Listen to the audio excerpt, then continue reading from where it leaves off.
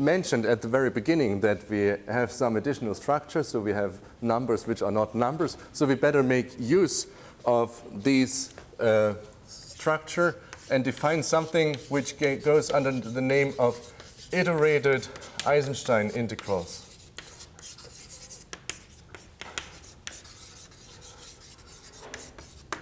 And we'll see that these iterated Eisenstein integrals are not only a very neat way of representing these elliptic multiple zeta values in terms of iterated integrals with respect to tau, but at the same time are the answer of the question you might ask, isn't there an F alphabet for the elliptic multiple zeta values as well? And the answer is yes, there is something like an F alphabet.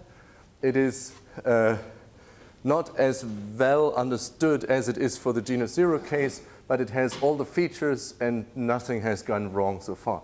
So I'll make an additional remark, F alphabet for genus 1, and I'll put it in quotation mark because there are a couple of quirks which I will comment on the way. So the key for getting these iterated Eisenstein integrals, which will just be a different representation, is the following differential equation. You can write down or ask the question, what is the derivative of an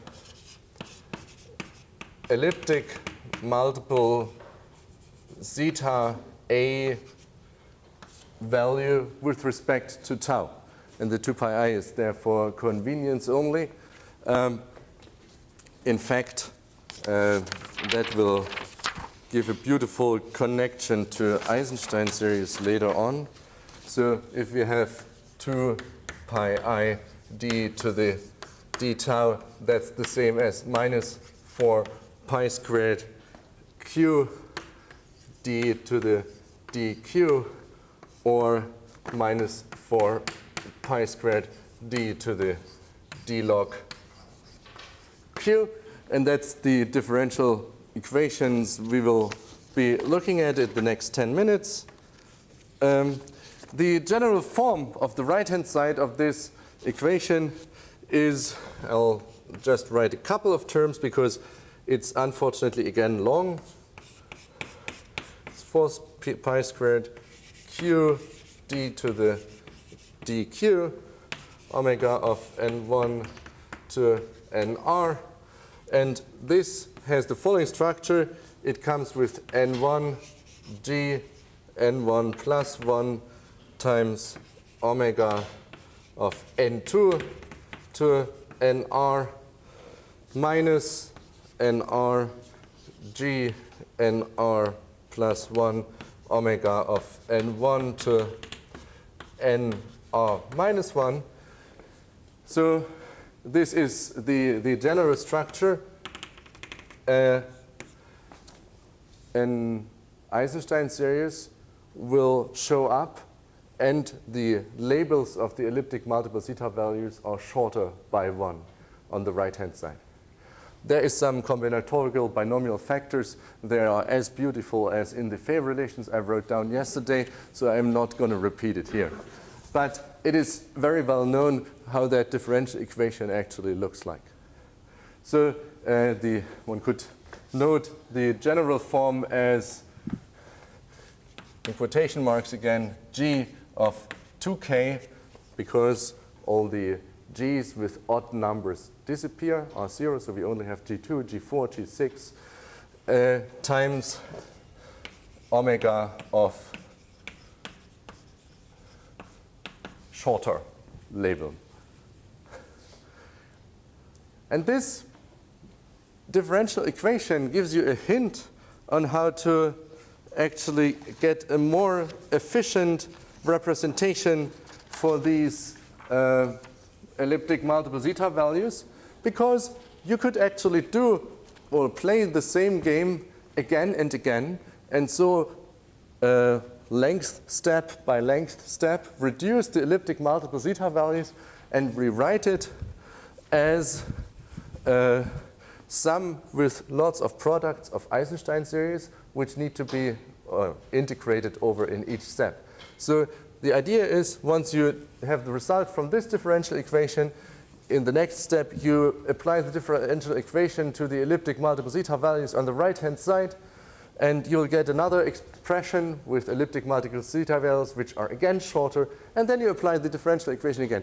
I will have an example in a minute, but before doing so, let me define the correct class of iterated integrals. They are called gamma, and these gammas, they come with labels k1 to kn, and they are usually noted with q dependence or tau dependence, depending on whom you ask, and they are defined as 1 over 4 pi squared integral, iterated integral 0 less equal to q prime less equal to q d log q prime gamma of k1 to kn minus 1 q prime times g of kn of q prime. This is precisely, again, the structure of an iterated integral we had all the time. So we're just adding another animal to the zoo. This animal has the property that the iterated integration is now in the last label as opposed to the first label for the Goncharov polylogarithms or everything we had till now. This was something the mathematician friends in our collaboration wanted to have. It doesn't make a difference. You can always reverse the labels, but that's the convention. Sometimes you will also see something like a gamma 0. This just uses other differential kernels. This uses Eisenstein series where the constant term is removed. I will not have time to cover this, but you can find it in the literature easily. Now, these objects, they are very nice objects. First of all, one can prove that the iterated Eisenstein integrals are independent, linearly independent. So there is, except for shuffle, no relations between these things. So these gammas with different labels, and you might actually call the k1 to kn little letters g, they qualify as an analog of the F alphabet. So there is a unique representation for an elliptic multiple zeta value in terms of those gammas, and the only relations are shuffle relations. So gamma, being an iterated integral of that type, and I will not write it down again, satisfies shuffle relations. So let me do an example of how to convert an elliptic multiple zeta value in the omega form to the gamma form. So let's use 4 pi squared d to the d log q of omega 0, 3, 5 of tau. And if you evaluate this equation, then the result will be minus 15 g4 omega 0, 5, and I will leave out the tau, plus 42 omega of 0 and 9, plus 3 omega 4, 5. So the omegas become shorter. We get some prefactor, which is g4. And for the terms where you don't have a g4 prefactor, you could secretly multiply with minus g0, which yesterday I had defined to be minus 1. So this underlines this structure, Eisenstein series times omega shorter. So here is the point where the definition of the g1 equals to minus 1 is suddenly a useful thing. And the minus, this is more difficult to explain, but it's also useful. So in the next step, one should now apply the differential equation to, say, omega 4,5. Why only to omega 4,5? Because 0,9 and 0,5, there are closed formulae for these zeta values. And this is 9 times G10 omega of 0 minus 15 G4 omega of 6 plus 42 omega of 10. And now we're in game here. Because these single zetas, they are just regular or usual genus zero zeta values. So now we can rewrite this as 9G10. And here is a times 1. And 1, that was a remark in the first lecture, is to be considered as a zeta value of length and depth 0 minus 15 G4, plus 30 G4 zeta of 6 plus 84 zeta of 10 G0.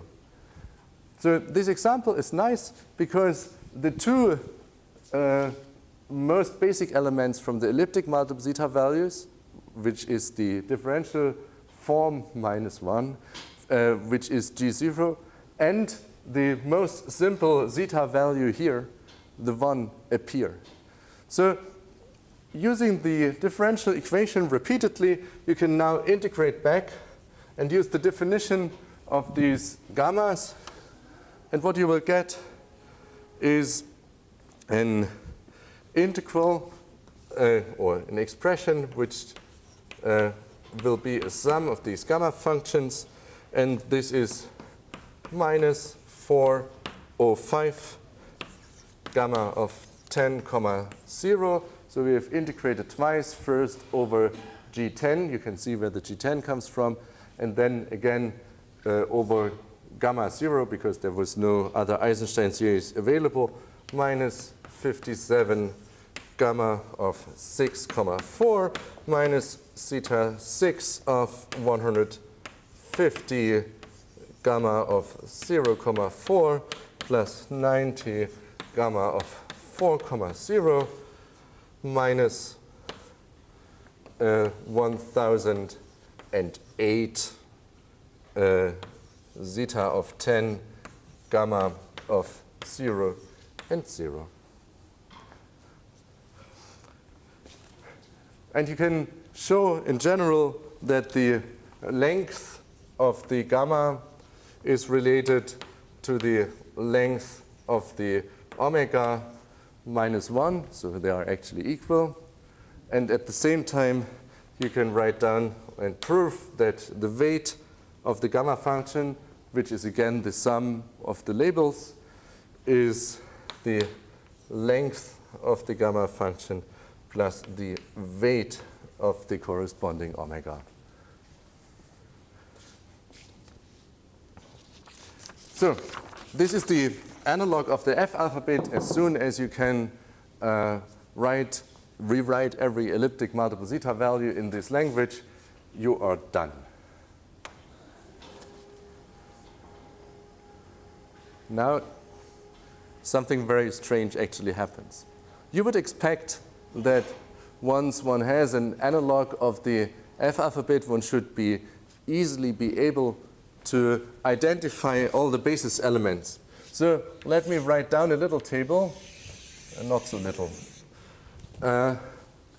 in which I write down the number of independent elements for omegas. So that's the analog of the table in Francis Brown's paper you might have consulted in order to find the particular combination for the zeta values. The price is here, by the way. Let's take the weight 1, 2, 3, 4, 5, 6, 7, 8, 9, 10, 11, 12, 13, 14, 15, 16. And then take the length. And not every box will be filled here, but this is a necessary and good effort to get some idea on the structure of what's going on here. So this very last part of the lecture will pave, I hope, the way to a little of the higher mathematics which is underneath these numbers and structures.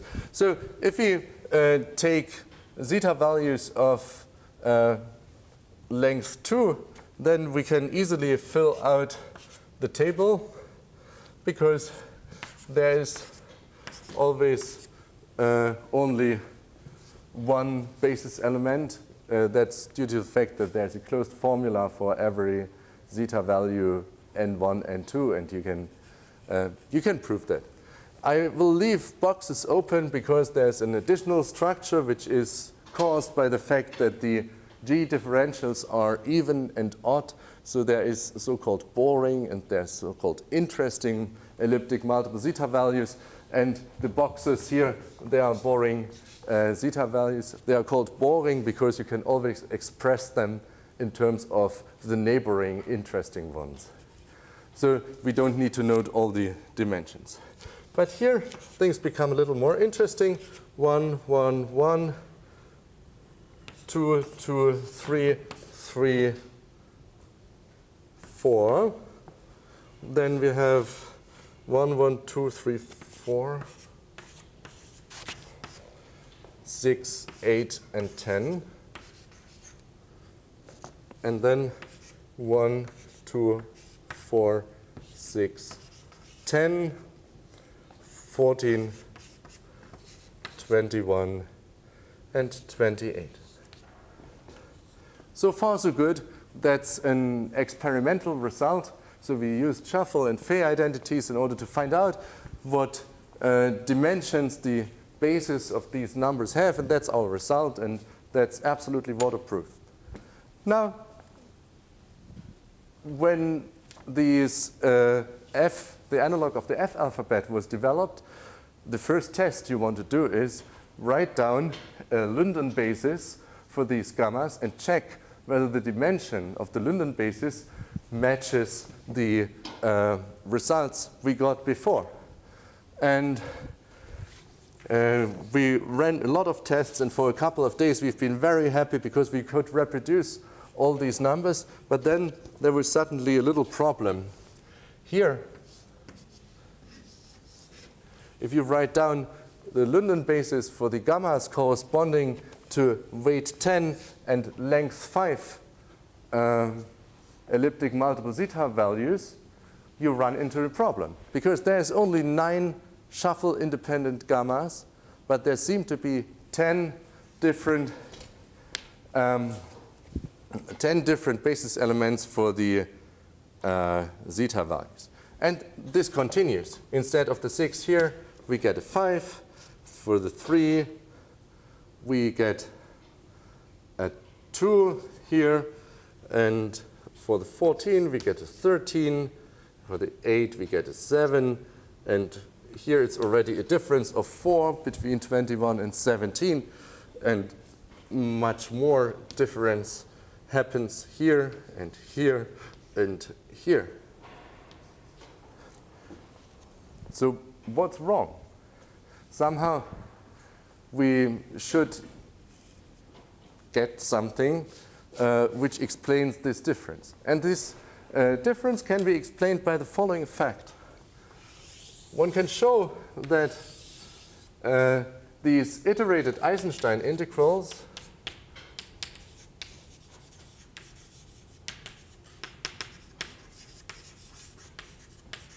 are a space which is larger than the space of elliptic multiple zeta values. That is, you can write down by far more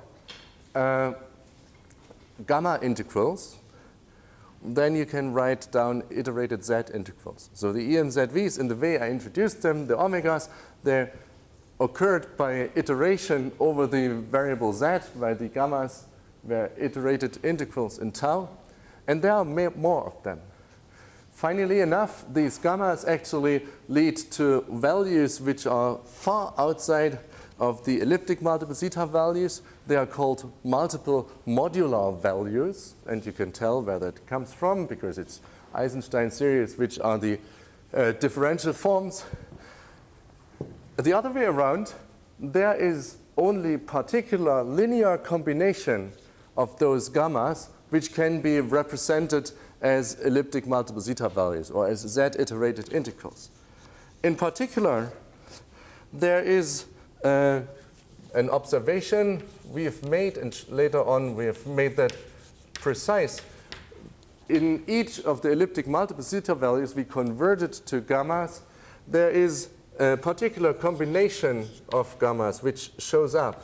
It's gamma 8,6 plus 81 gamma of 10,4. This is a very strange thing, and really for a week we have been very happy. For the next week we were seriously in trouble and checked our implementation because you just would not expect that the naive analog of the F alphabet wouldn't give you the right dimensions. But then it was precisely this combination we realized would show up in our rewritings of the elliptic multiple zeta values only. And then doing some search and asking some mathematicians, we finally got the solution. It is the fact that there is a certain so-called derivation algebra which naturally acts on the space of the iterated Eisenstein integrals. And this algebra is an algebra with two generators which obey certain laws. The algebra has actually very neat features. You can construct representations of those algebras. The punchline here is any combination of gamma functions which will be annihilated by a suitable representation of this derivation algebra can show up, and the other way around. All combinations of gamma functions which show up in expressing the elliptical multiple zeta values need to be annihilated by these certain representation of this derivation algebra. So if you want to have a look into this, there is a paper by Aaron Pollack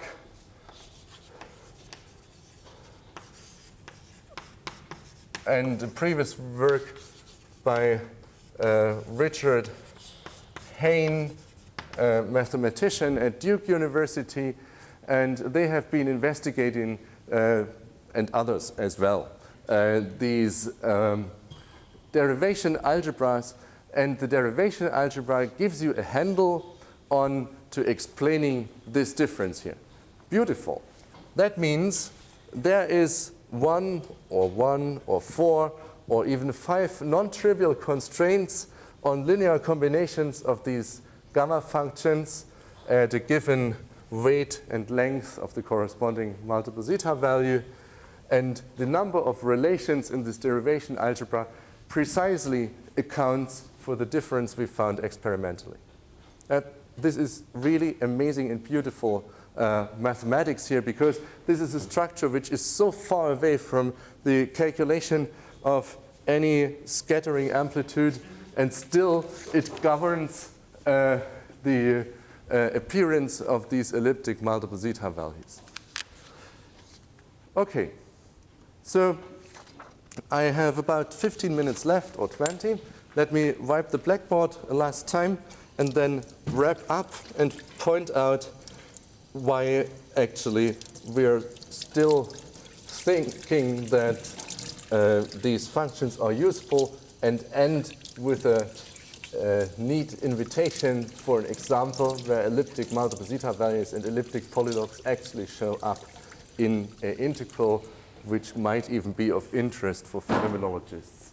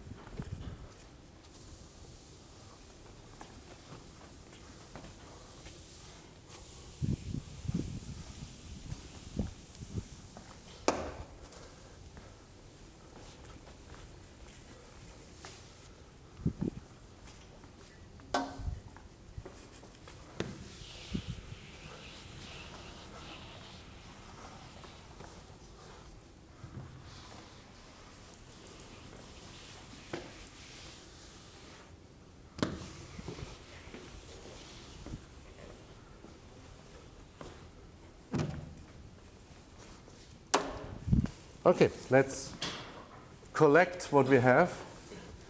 We have genus 0, and I've drawn a version of this table before. We have genus 1. We have the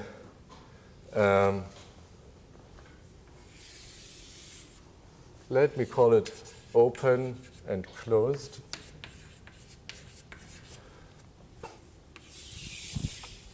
So I want to draw the Riemann sphere last time. So we have infinity here, 0 here, 1 here, and we had the integrals with the integration region here. And at the same time, we have defined the single-valued MZVs, 0, 1, infinity, with the homotopy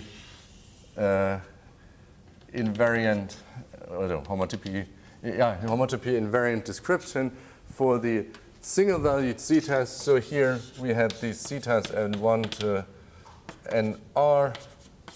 Here we had the single-valued zetas. Here we got the fi1 to fir f2 to the power k. And here we got the sum r equals 0 to infinity fi1 to fij shuffle. I want to dwell on this. Fr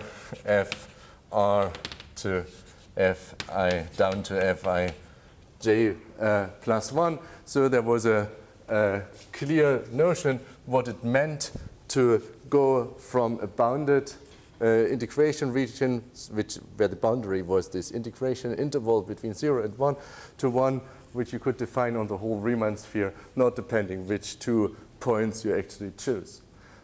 The reason I write open and closed here is that this is secretly, or not so secretly, exactly the setup you would find for open or closed string correlators in string theory.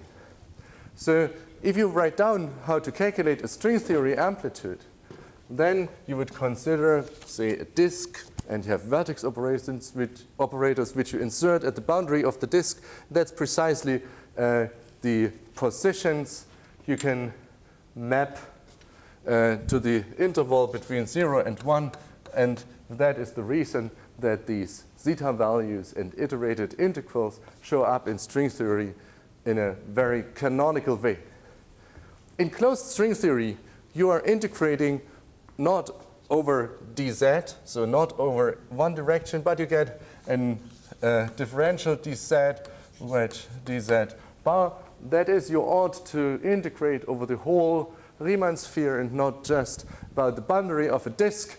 And this will, and that has been a result which was conjectured by Stefan Stieberger and company already 10 years ago, but it has been proven last year by Francis Braun and Clément Dupont that this single-valued projection does not only lead to single-valued multiple zeta values, but if you relate the zeta values appearing in the open